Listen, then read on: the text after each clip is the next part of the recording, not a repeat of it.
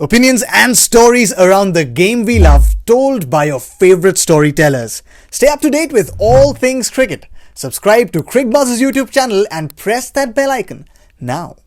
Michael, let's talk about Buttler. I actually dared to question his intent in the first 10 overs. That was his brother Ross.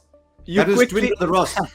you quickly put me in my place and said, Joss Buttler is not a one-trick pony. And he showed us why. He's that good that he can wait for the dew to arrive. That's how good a player he is. For the first 10 overs, the dew wasn't there.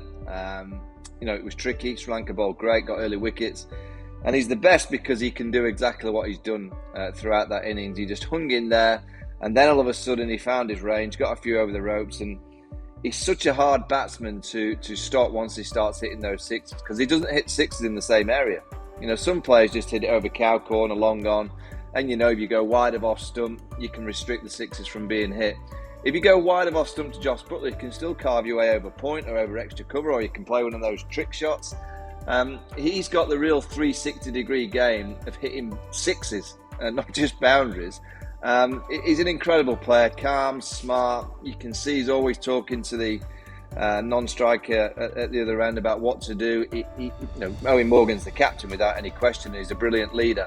The real thinking in this cricket team is Joss Buttler. He's a really, really smart cricket thinker, and you can say when he gets the bat in hand, he's such a hard. I used to play against so many players that played aggressively. You always felt, they'll give you a chance. I think Butler's so hard to play against that on a day like today, when he realised conditions weren't quite in his favour, he just hung in there and he didn't give them a chance, and then he knew his chance would come. That's why he's such a great player. They have a great relationship, Gautam, those two. Joss Buttler and Owen Morgan share a very, very warm, cordial relationship, a lot of respect for each other there.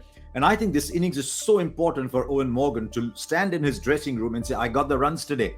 I weathered the storm. I got the runs. I got 40 from 36. That partnership took us out from where we might have been. So from that point of view, I think it was fantastic for Morgan as well.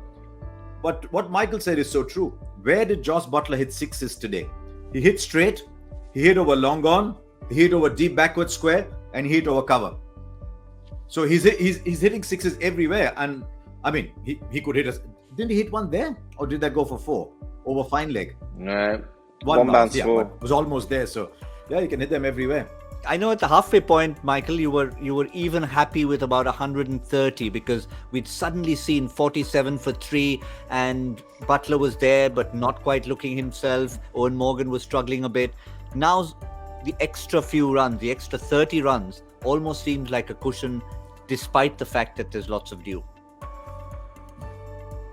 Butler getting 100, I think it sways the game. I think par on that wicket looked around 130. The Butler factor is such a big play in the game. If Liam Livingstone had come out there, he could strike a ball, but it looked the kind of wicket that you probably need to be in the confident mind of a Joss Buttler to strike it so consistently. You saw how long it took Owen Morgan to get to that hitting kind of range. Butler is, once Butler plays, I honestly don't see how teams can match England. If Butler comes out of the traps and plays, he's just such a difference. I mean, as Harsha mentioned, there's some wonderful opening batters, magnificent players, but there's something about Joss Buttler at the minute that is head and shoulders above the rest. He's just got that bit between his teeth, those eyes. I've seen those eyes before. That it's steel.